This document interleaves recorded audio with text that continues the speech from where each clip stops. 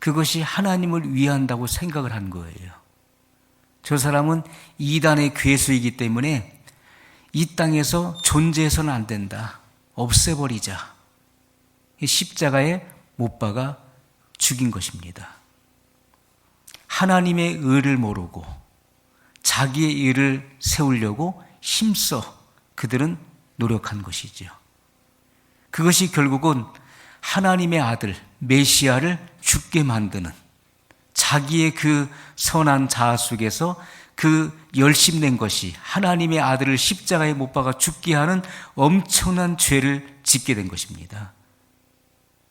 오히려 이방인이었던 본디오 빌라도는 내가 이 사람을 신문해 보니 이 사람에게는 죄가 없다. 그 당시에 명절이 다가오면요, 그 죄수를 놓아주는 법이 있었죠. 죄가 없는 예수님을 놓아주기 위해서 가장 극악한 강도 바라바를 끌어낸 거예요. 자, 여기 바라바가 있다. 흉악한 강도. 이 사람을 놓아주랴, 나사렛 예수를 놓아주랴. 그들이 뭐라고 합니까? 바라바를 놓아주고 나사렛 예수를 십자가에 못 박으소서. 못 박으소서. 어찌미냐?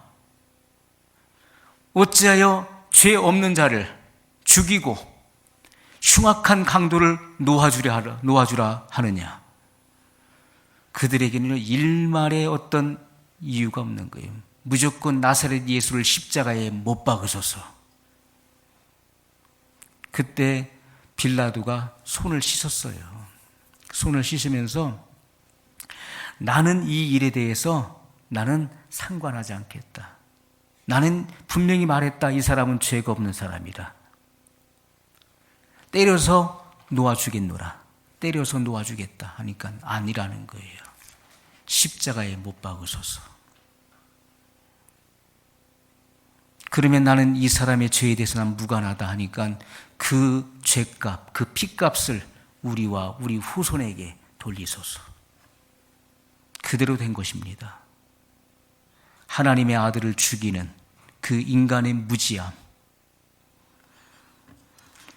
우리가 성령님의 역사를 통해서만이 하나님의 진리를 알 수가 있는 것입니다. 우리가 행하는, 우리가 육신을 벗어버리지 못한 죄성 안에서 행하는 모든 선행은요, 그리고 종교 행위는 낡은 옷과 같은 것이라는 것을 말씀드렸어요. 아니, 선한 일을 많이 했는데 왜 구원을 받지 못합니까? 어떤 사람은 구제를 많이 하고 어떤 사람은 그 공로를 많이 세웠는데 그런 사람은 다 지옥 가는 겁니까? 그것은 구원을 얻는 데 있어서 전혀 도움이 되지 못하는 거예요. 그것은 0.00001%의 가치도 없는 거예요. 그것은 하나님 앞에서 누더기 옷과 같은 것입니다. 그러한 낡은 옷을 가지고는 하나님의 거룩함 그 빛 앞에 나올 수가 없는 거예요. 인간의 모든 선행이나 공로나 착한 행실이나 그 어떤 종교 행위, 윤리 도덕적인 그런 의로움도 구원을 얻는 데 있어서 전혀 도움이 안 되는 것입니다. 우리가 반역자가 있어요. 반역자는 어떻게 됩니까? 그 반역 그 행위를 했기 때문에 그 반역의 마음을 가지고 반역죄를 저질렀기 때문에 거기에 해당하는 벌을 받아야 돼요. 그런데 반역자가 선한 일을 했어요. 자기 가족을 돌보았고 자기에게 잘하는 사람들에게 선을 베풀었어요. 그렇다고 해서 그 사람의 그 반역죄가 삭감이 될 수 있나요? 전혀 도움이 안 되는 것입니다. 그것은 전혀 삭감이 될 수가 없는 거예요. 야, 너 그래도 가족을 돌봤네? 너 그래 구제했네?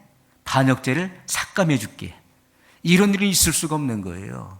그 반역죄는요, 아무리 그가 의로운 일을 많이 했어도, 누군가를 도와줬어도, 선행을 했어도, 그 반역죄는 여전히 남아있는 것입니다. 그런 심판을 받아야 되는 거예요. 오늘 우리의 이 죄성으로 인해서, 죄성은 이 본성에 변화가 생긴 것이죠. 사람의 이 본성은 말할 수 없이 타락하게 된 거예요. 아담으로부터 유전한 망령된 행실이 모든 인간에게 들어왔어요. 하나님을 알 수도 없고 하나님을 찾을 수 없고 하나님께 나갈 수 없을 만큼 타락한 것입니다.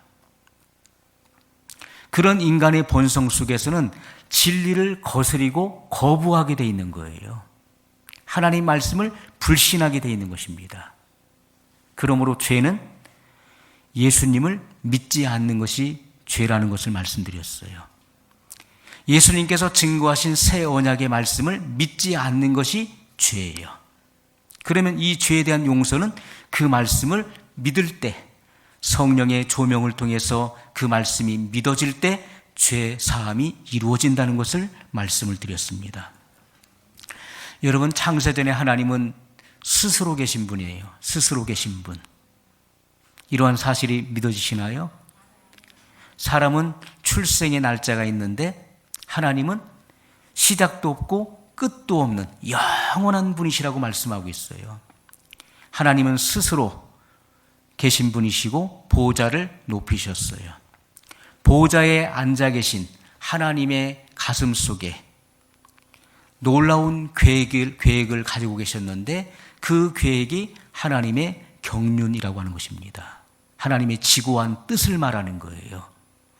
그 하나님의 경륜 안에 구속사의 비밀을 담고 있다는 것을 말씀을 드렸습니다. 자, 하나님께서 이런 완전한 하나님의 뜻, 인간이 탄생하기도 전에 창세전에 하나님은 이미 인간 창조를 계획하셨고 인류의 타락을 내다보고 계셨던 거예요. 그것이 하나님의 경륜 안에 있는 구속사의 비밀인 것입니다. 인간이 창조되기도 전에 하나님은 인류의 타락을 보고 계셨다는 거예요. 그리고 독생자 예수 그리스도를 계획하신 것입니다. 그것이 하나님의 경륜 안에 있는 하나님의 지고한 뜻이에요. 사람도 아무리 위대한 계획을 가지고 있다 할지라도 그것을 말하지 않는 이상 그 계획을 우리 절대로 알 수가 없는 것입니다. 어떻게 알 수 있습니까? 내가 말을 하지 않는데. 하나님은 영이신데 영이신 하나님께서 놀라운 계획을 갖고 계시는 거예요. 위대한 계획을 갖고 계시는데 그 계획을 말하지 않는 이상 그것을 알 길이 없는 거예요. 하나님께서는 독생자 예수 그리스도를 이 땅에 보내셨어요. 왜요? 하나님의 계획을 알게 하시려고.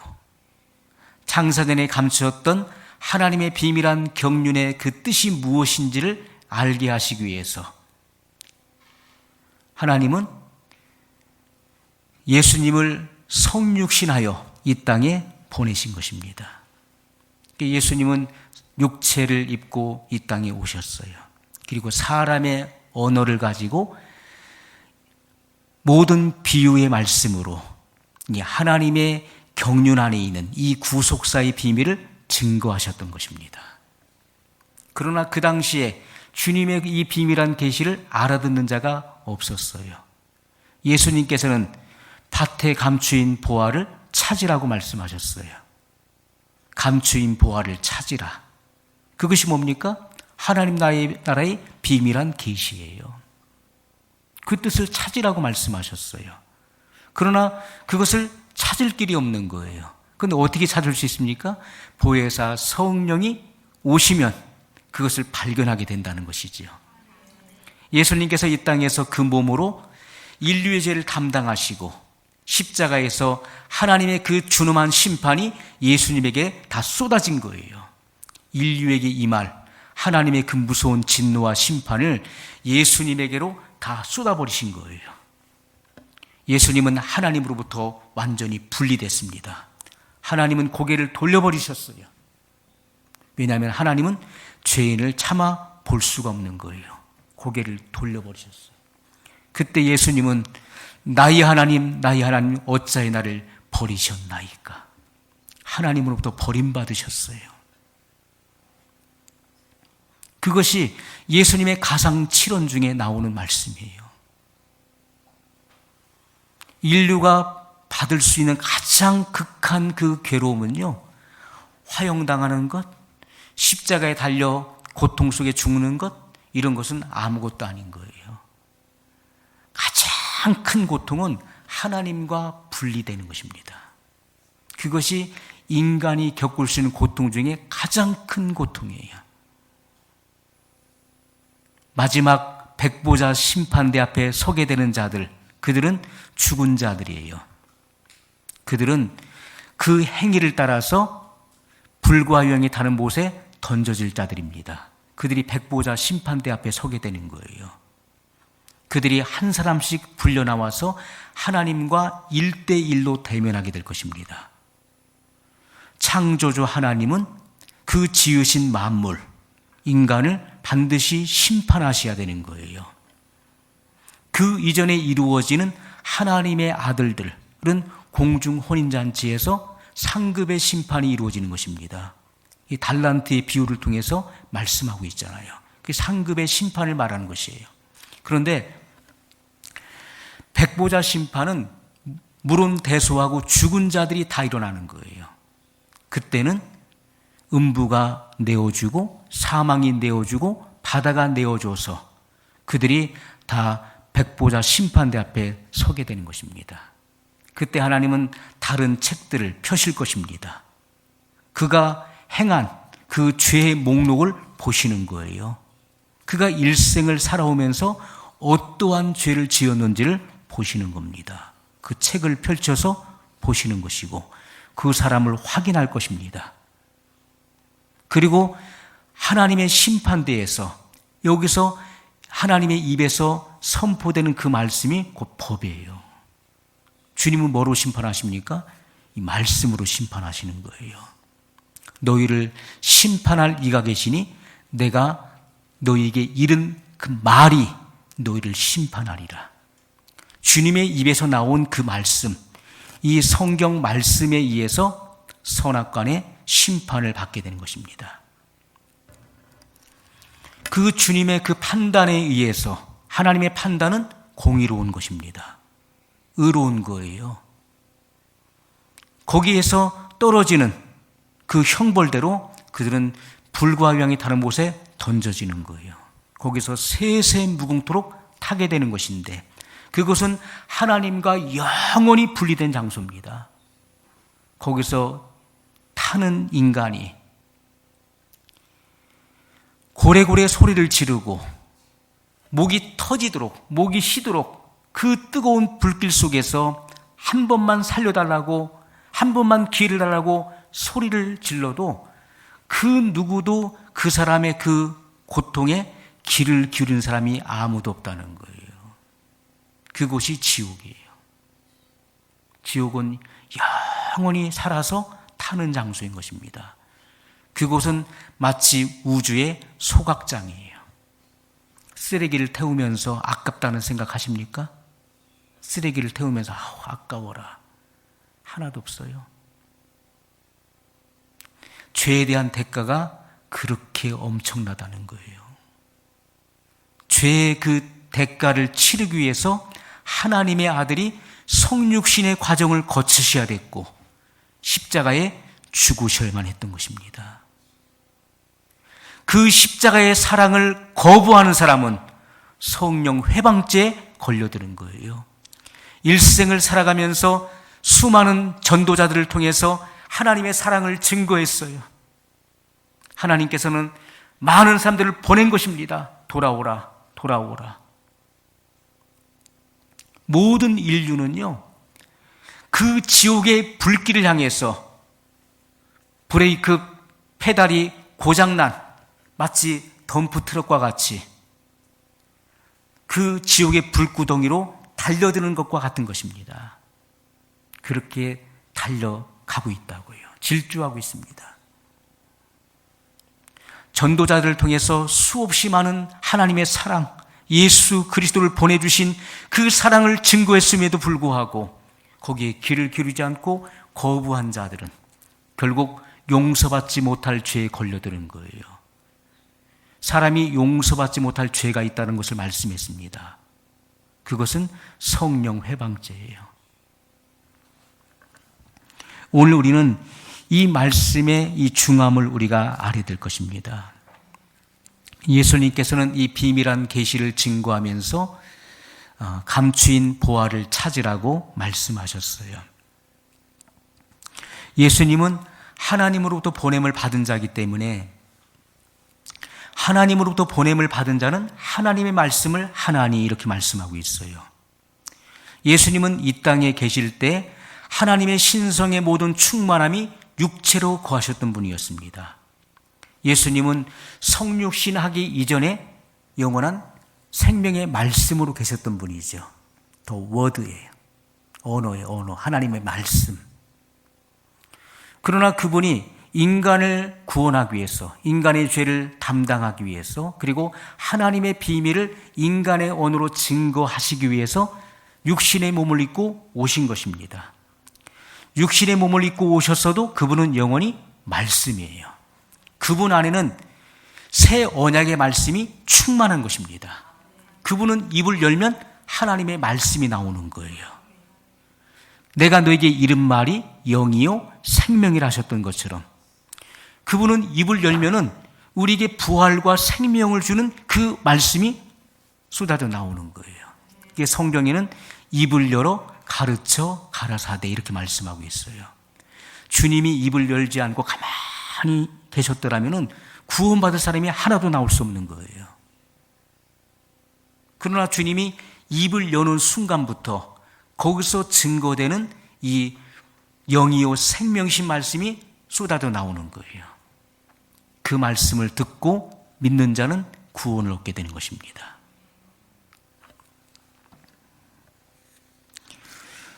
그래서 우리가 이렇게 중요한 것이지요.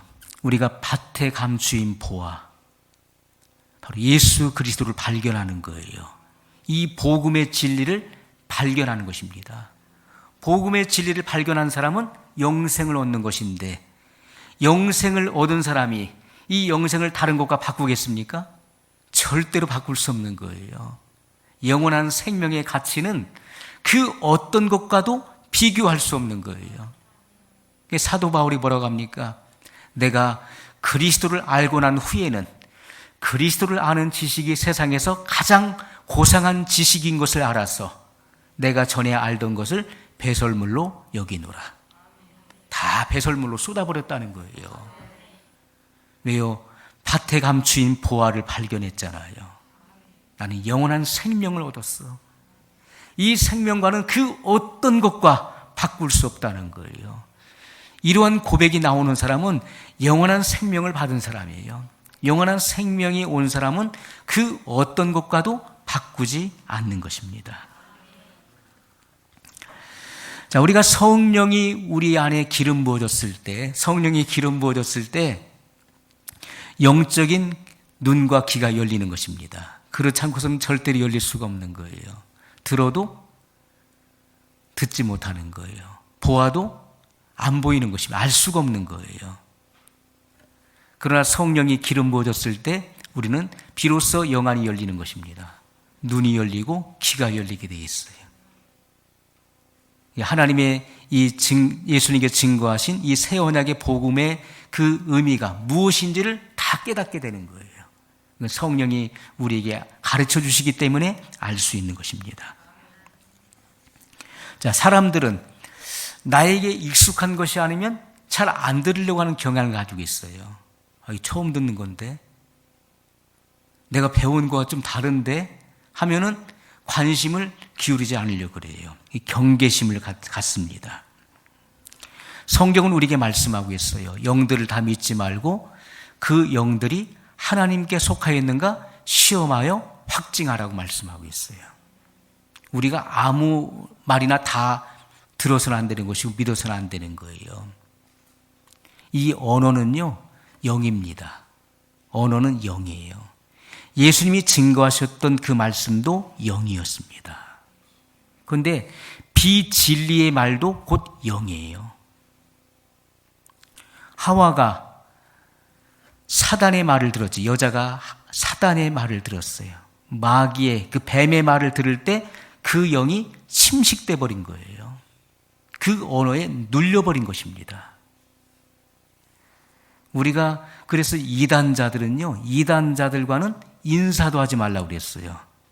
집안에 들이지도 말라고 했어요. 악수도 하지 말라고 했습니다. 왜냐하면 그 전파력이 타고 들어가는 거예요. 그렇게 강한 거예요. 잘못된 영을 가진 자들, 거짓 선지자, 또 거짓 선생, 그리고 이단자들이 있잖아요. 이단이 뭡니까? 이단은 다른 거예요. 뭐가 다릅니까? 끝이 달라요. 달을 이에 끝단자예요. 끝이 다르다. 처음에는 뭔가 똑같은 것 같은데 나중에 끝이 다른 거예요. 결말을 보면은. 그게 이단이에요. 아주 교묘하게 그렇게 역사를 하는 것입니다.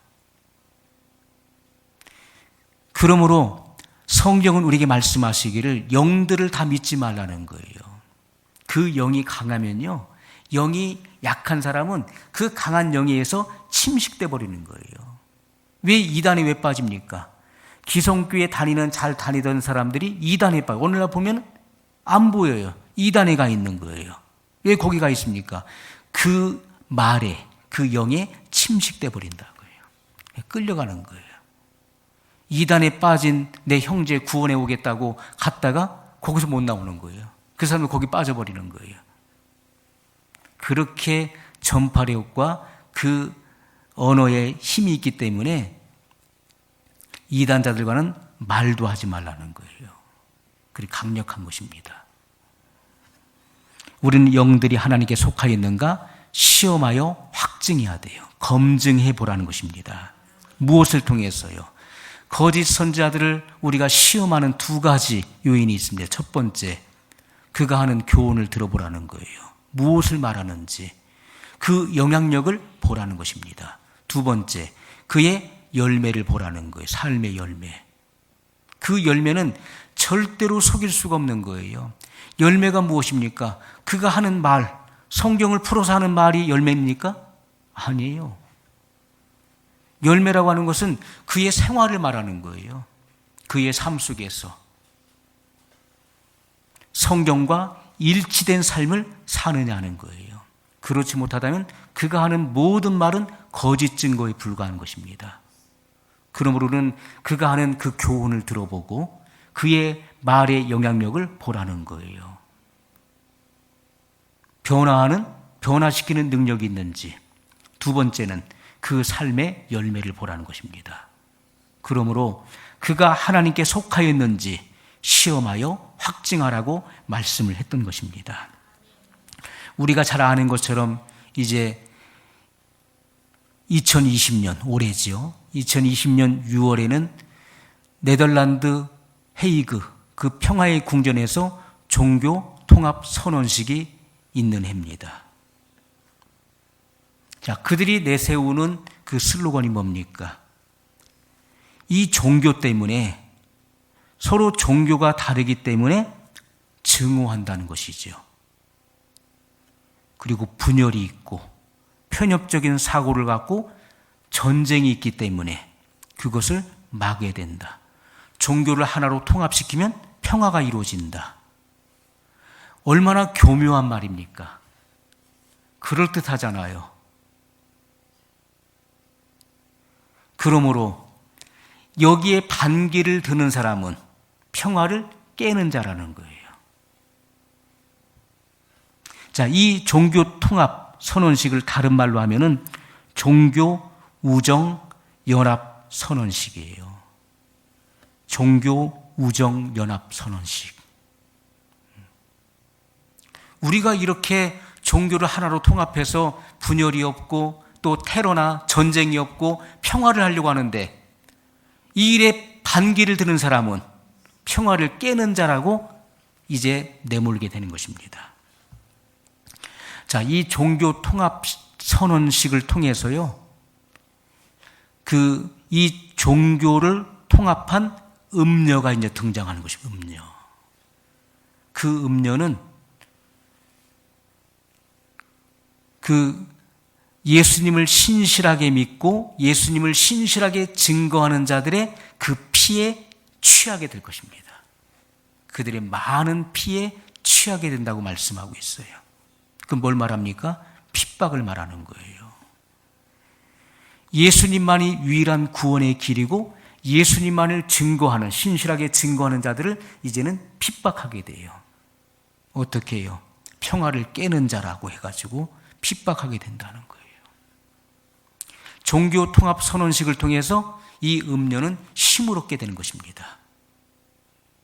엄청난 그 세력이 확장되어지는 거예요. 왜요? 각 나라마다 그리고 민족과 모든 방언과 열방에 있는 모든 족속들을 이 종교를 통합시켜가지고 이 음료가 이제 예수님을 증거하는 증인들의 그 피를 마시게 돼요. 취하게 돼요. 그게 이제 성경에 기록되어 있는 말씀이에요. 그러므로 우리는 비장한 각오를 갖지 않으면 안 되는 거예요. 우리가 예수님을 믿는다는 것은 그냥 믿고 구원받겠다 이게 아닙니다. 우리는 생명을 불사할 수 있어야 되는 거예요. 생명을 불사해야 된다. 예수님의 제자들이 다 순교당했어요. 사도 요한만 밤모섬에 유배돼서 제일 오래 살았는데 그 전설에 의하면 그도 끓는 기름 가마속에 들어갔다가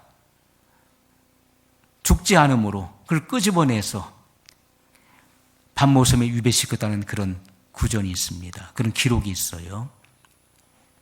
결국 그는 밤모섬에서 이제 장차 되어질 일에 대한 계시를 받게 되죠. 그것을 기록하여 요한계시록이라는 책을 쓰게 되는 것입니다. 오늘 우리는 이 마지막 시대에 분명한 신앙적 자세와 각오를 가져야 되는 거예요. 죽은 물고기는 대세에 물려서 그냥 물이 흐르는 대로 그냥 쓸려가는 거예요. 쓸려가. 왜?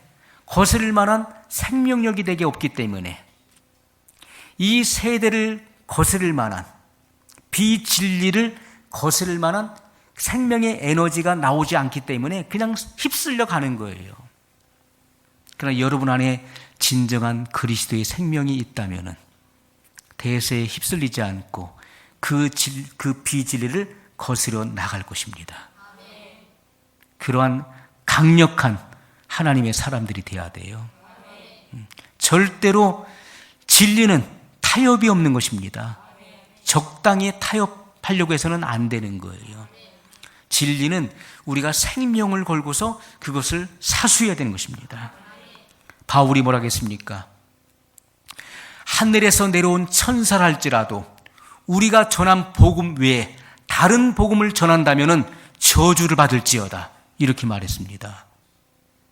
비진리를 전한다면 예수님께서 증거하신 그 복음 외에 다른 복음을 전해서 사람을 미혹해 한다면 저주를 받으라. 그가 하늘에서 내려온 천사랄지라도 저주를 받으라고 선언했던 것입니다. 진리가 이렇게 중요한 거예요. 자, 성경은 우리에게 분명히 말씀을 하고 있습니다. 많은 사람들이 이 성경의 진리보다도 신학을 우위에 두는 이들이 많이 있어요. 수세기 동안에 신학 논쟁들이 계속해서 이루어져 왔던 것입니다. 100년간은 이론이 없어요. 학설이 없다고요. 학설은 사람의 머리에서 나왔기 때문에 그것은 바뀔 수 있는 것입니다. 그러나 절대 진리는 성경 말씀이에요. 신학은 바뀌어요. 학설이 바뀌고 논리가 바뀝니다. 이론이 바뀌어요. 그러나 하나님 말씀은 절대 바뀌지 않는 거예요. 우리는 하나님의 말씀 그대로 믿어야 되는 것입니다. 그래서 우리가 자칫 말로써 성령을 회방할 수 있는 거예요. 이 말로써 다 이루어지, 말로써. 말을 주의해야 되는 것입니다. 자, 성경이 무엇을 말씀하고 있는지 마태복음 12장 32절에 보면 또 누구든지 말로 인자를 거역하면 사하심을 얻되 누구든지 말로 성령을 거역하면 이 세상과 오는 세상에도 사하심을 얻지 못하리라. 이렇게 말씀했어요. 무엇으로요? 말로. 말로 인자를 거역하면 사하심을 얻대. 예수님께서 초림의 예수님은 구원자로 오셨기 때문에, 성령이 아직 오시지 않은 때였기 때문에 그들이 말로써 예수님을 거역하고 회방을 해도 사함을 얻는다, 용서해 주겠다는 거예요. 그러나 말로 성령을 거역하면 이 세상과 오는 세상에도 사함을 얻지 못하리라. 지금도 내세에도 사함을 얻지 못한다는 거예요.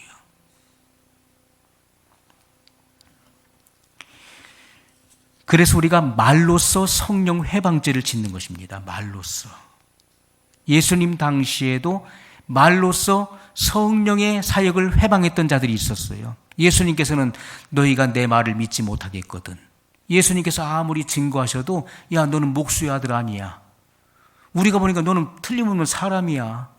나이 시운도 안 돼 보여. 그런데 어떻게 네가 우리 조상 아브라함보다 먼저 있었어? 거짓말장이라고 예수님을 몰아붙이는 거예요. 너희 부모, 너희 어머니 모친 마리아가 여기 있고 너희 동생들 우리가 다 알고 있어. 그런데 어떻게 내가 메시아야? 예수님을 메시아로 믿지 않는 거예요. 그래서 예수님께 뭐라 하십니까? 너희가 내 말을 믿지 못하겠거든 내가 하는 그 일을 보고 나를 믿으라 말씀하셨어요. 예수님이 하시는 그 일은 성령의 거룩한 사역이었습니다. 왜냐하면 예수님께서 성령의 세례를 받으셨을 때 하나님께서는 나사렛 예수에게 성령을 기름 붓듯 하셨다고 말씀하고 있어요. 예수님에게 하나님께서는 성령을 기름 붓듯 쏟아 부으셨습니다. 예수님이 하시는 모든 사역은, 이 말과 사역은 바로 성령의 거룩한 사역이었다는 거예요. 그 사역을 보면은 메시아가 아니고서는 할 수 없는 사역이에요. 니고데모가 뭐라고 합니까? 니고데모는 산헤드린 공회의 회원이었습니다. 그가 밤중에 예수님을 찾아와서 내가 보니 당신은 하늘로서 오신 분이 틀림없습니다. 그렇지 않고서야 이 같은 일을 행할 수 없나이다. 그렇게 말을 하잖아요. 그러므로 예수님께서는 내 말을 믿지 못하겠거든 나의 하는 그 일을 보고 나를 믿으라는 거예요. 내가 메시아임을 믿으라. 그렇게 말씀하셨던 것입니다. 이사야서에 보면은 메시아의 사역에 대해서 분명히 증거하고 있어요. 눈먼 자가 뜨게 될 것이고 그날에 그때에 소경의 눈이 밝을 것이며 기머거리 귀가 열리고 벙어리의 입이 노래할 것이다. 저는 자들이 기뻐 뛰게 될 것에 대해서 예언하고 있어요. 그것이 바로 메시아의 증거라고 이사야서는 증거하고 있는 것입니다. 그들은 이사야의 말씀을 너무나 잘 알고 있었어요. 예수님이 행하셨던 그 성령의 사역은 바로 그와 같은 사역이었어요. 그 같은 사역을 보았을 때 그것은 메시아가 틀림없는 것입니다. 죽은 자를 살리는 것, 선지자가 그 같은 일을 행한 적이 있었나요? 물론 있었지요. 예수님은 죽은 자를 살리셨어요. 성경에 복음서에 죽은 자를 살린 기적이 3번 나오고 있습니다. 주님 회당장 야이로의 딸을 살리셨어요. 나인성 과부의 아들을 살리셨죠. 죽은 지 나흘이 되어서 소생 불가능한 썩어서 냄새가 나는 나사로를 살리셨어요. 이 같은 사역은 메시아가 아니고서는 할 수 없는 사역이에요.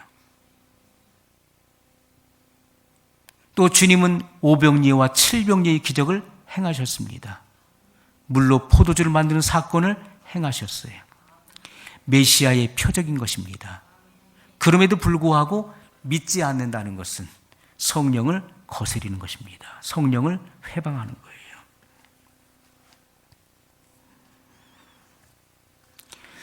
자, 예수님께서 이 땅에 계실 때 누구든지 말로 인자를 거역하면 사함을 얻는다. 베드로처럼이요. 베드로는 예수님을 모른다고 3번 부인했어요. 세 번째는 예수님을 욕하고 저주하면서 부인했습니다. 나는 그런 사람 절대로 모른다. 예수님을 저주하면서 부인했습니다. 그럼에도 불구하고 그는 사함을 받았어요. 그러나 지금 이 시대는 어떻습니까? 성령이 오신 시대예요. 예수님께서 부활 승천하신 이후에 보혜사 성령을 보내셨습니다. 그리고 2000년의 세월이 흐르면서 성령님의 역사는 계속되고 있는 거예요. 우리가 말로써 성령의 역사를 귀신의 역사로 회방하는 것. 예수님 당시도 그랬죠. 예수님께서 행하시는 거룩한 성령의 사역을 보면서도, 하나님의 나라가 천국이 임하는 것을 보면서도, 귀신들이 떠나가고 그 안에 평화가 깃드는 것을 그들의 눈으로 확인하고서도 이 사람이 행하는 일은 귀신의 왕 바알세불을 힘입어서 이 같은 일을 행하는 것이라고 예수님을 몰아붙였습니다. 그것은 성령을 회방하는 죄에 해당이 된다는 것입니다. 누구라도 성령을 회방하면 사함을 얻지 못해요. 자, 마태복음 12장 33절에 나무도 좋고 실과도 좋다 하든지 나무도 좋지 않고 실과도 좋지 않다 하든지 하라. 그 실과로 나무를 아느니라. 그 실과가 뭡니까? 실과는 열매를 말하는 거예요. 열매. 우리가 그 열매, 그 결과를 보면 알 수 있다는 거예요. 그가 무슨 일을 했든지 반드시 결과가 있잖아요. 원인이 있으면 결과가 있는 거예요. 동기가 있으면 결과가 있는 거예요. 반드시 시작이 있으면 끝이 있는 거예요. 그 사람의 결과가 뭐냐 하는 결과. 그 결과가 바로 열매인 것입니다. 그 열매를 보고 그의 출처를 알 수 있다는 거예요. 그의 근원지가 어디인지를 알 수 있다는 것입니다. 그 열매를 보고 그의 소속을 알 수 있어요. 그의 신분을 알 수 있는 거예요. 이렇게 성경은 구체적으로 자세하게 알려주는데 이것을 우리가 듣고도 분별을 못한다면 어리석은 사람이죠. 그는 성령의 사람이 아닌 것입니다.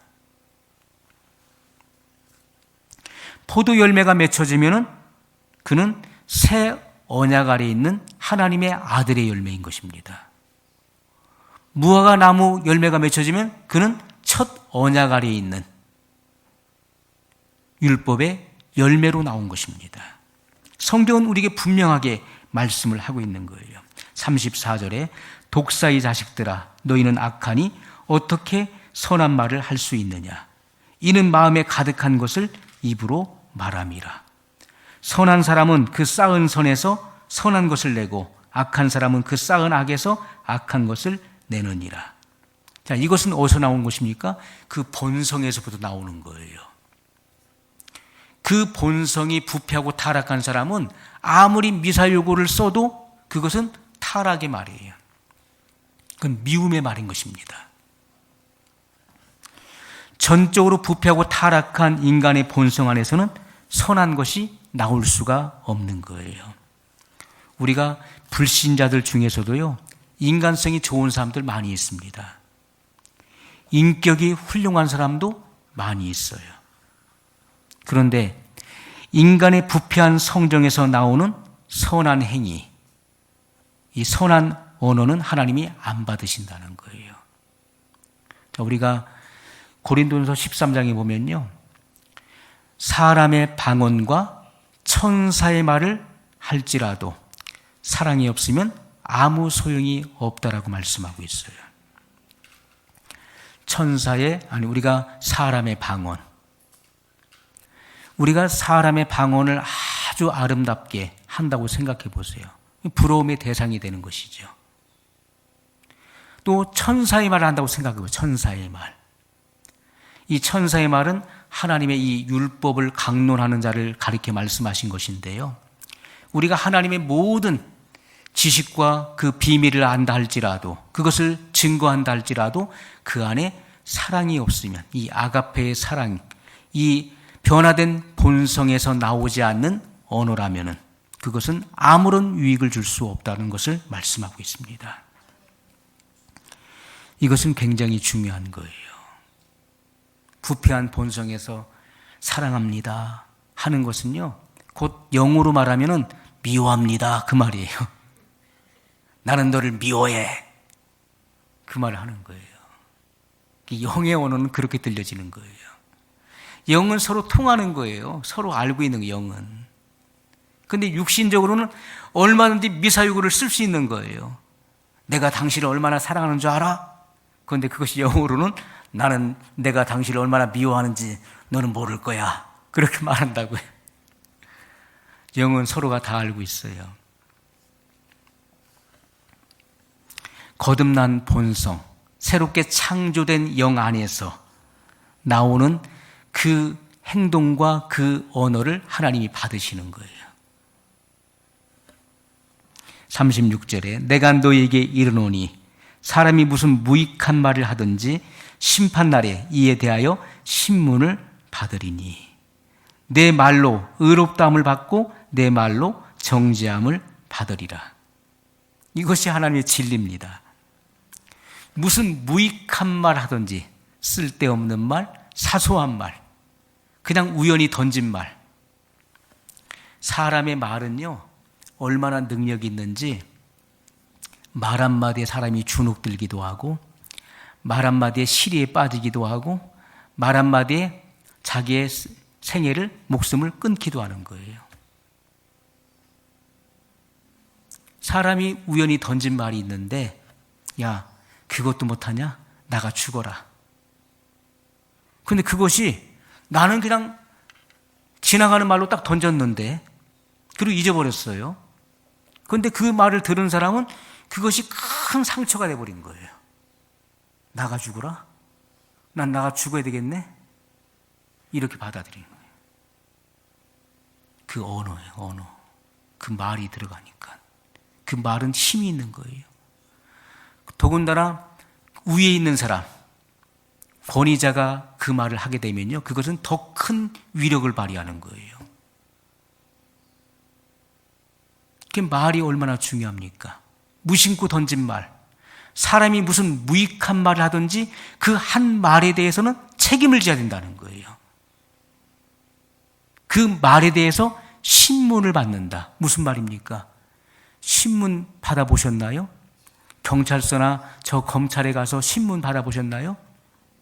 그 신문 받고 나서요, 자살하는 사람들 많습니다. 우린 매스컴을 통해서 많이 봤어요. 신문 받고 와가지고, 또는 신문하기 전에 아주 그것 생각조차 하기 싫어서 자살하는 사람도 있어요. 잠도 안 재우고요, 그냥 아주 고치고치 캐묻는 거예요. 그 자백을 받아내기 위해서 아주 면밀하게 싹 조사해가지고서 그것을, 그 경로를 다 추적해가지고서 그것을 캐묻는 거예요.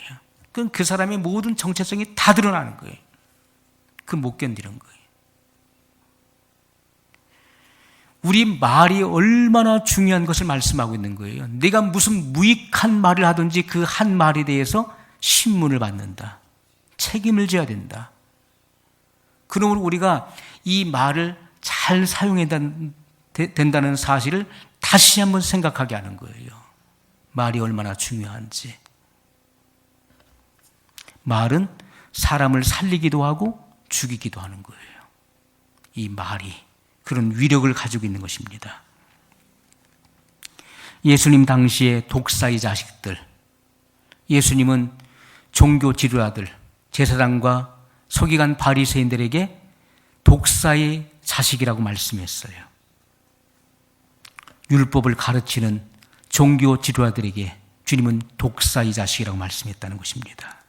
왜냐하면 그들의 말은 옳은데 그 행위가 그르다는 것이죠. 너희에게서는 그 믿음의 행위가 전혀 나오지 않는구나, 그 말씀을 하고 있는 거예요. 너희는 율법을 기가 막히게 가르쳐, 구약의 율법의 말씀을 기가 막히게 강론하는데 너희 몸에서는, 너희의 삶 속에서는 믿음의 행위가 하나도 보이지 않아. 이 독사의 자식들아. 그렇게 말씀했던 것입니다. 바른 믿음에서 바른 신앙 행위가 나오게 돼 있는 것입니다. 열매는 곧 삶이고 우리의 행동이고 언어인 것입니다. 말씀과 일치된 삶이 사라지지 않는다면 그것은 거짓말이에요. 이것을 분별하지 못한다면 우매한 자예요. 시편 49편 20절에 존귀에 처하나 깨닫지 못하는 자는 멸망하는 짐승 같도다. 멸망하는 짐승이 누굽니까? 마귀지요. 존귀에 처하나, 존귀하다는 것은 인간은 하나님의 생명을 담는 그릇이잖아요. 성령이 거하시는 처소입니다. 성령이 거하시는 거룩한 처소로 예비됐는데 그런 존귀에 처하나 깨닫지 못하는 자, 진리를 주어도 깨닫지 못하는 자는 멸망하는 짐승 같다는 거예요. 깨닫는 것은 은혜예요. 내가 말씀을 듣고 깨달아진다는 것은 하나님의 큰 은혜예요. 우리 말씀을 듣고 깨달아야 돼요. 하나님 나라를 완성하는 이 구속사의 모든 비밀을 깨달아야 되는 것입니다. 그럴 때 그 말씀이 되게 생명이 되는 거예요. 그때 비로소 우리 육적 몸을 벗게 되는 것입니다. 그리스도의 할례가 임하게 되죠. 내 안에 성령의 기름 부음을 통해서 우리는 하나님의 나라의 모든 비밀한 계시를 소유한 자가 되게 되는 것입니다. 그때 우리는 생명의 열매로 나오게 된다는 거예요. 생명의 열매로. 그들이 바로 그리스도와 한 몸의 연합을 이루는 교회들인 것입니다. 오늘 우리는 거룩한 몸, 그리고 거룩한 교회가 되어야 돼요. 가는 곳마다. 이 건물은 이동할 수 없어요. 이곳은 주님의 몸된 교회들이 모여서, 지체들이 모여서 예배하는 장소예요. 여러분은 움직이는 교회들이에요. 이동식 교회예요. 이제 예배가 마치면은 이제 각자의 삶의 터전으로 돌아가게 됩니다. 그 속에서 여러분은 빛을 발해야 돼요. 하나님을 알게 하는, 예수 그리스도를 증거하는 빛들로 세상 가운데 나타나셔야 될 것입니다. 그 사명을 한 주간 동안에 신실하게 감당하시기를 예수님의 이름으로 축복합니다. 기도하겠습니다.